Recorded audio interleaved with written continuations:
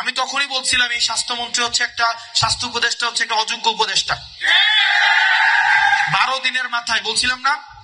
এবং এই সরকারের যদি সবচেয়ে ফেইল্ড কোনো প্রজেক্ট থাকে সেটা হচ্ছে স্বাস্থ্য উপদেষ্টার প্রজেক্ট।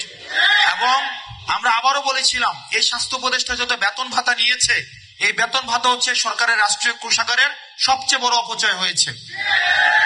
উনি না বুঝে স্বাস্থ্য, উনি শুধু বুঝে কোন জায়গা থেকে কি পরিমাণ কিস্তি আনলে কোন জায়গায় কি পরিমাণ লাভ হবে। উনি এটা বুঝে, একবার বলা হয়েছিল যে কোন একটা ট্রেনিং, কোন একটা মেডিসিন আনার জন্য উনি জিজ্ঞেস করছে এটা বেচলে কি পরিমাণ লাভ হবে।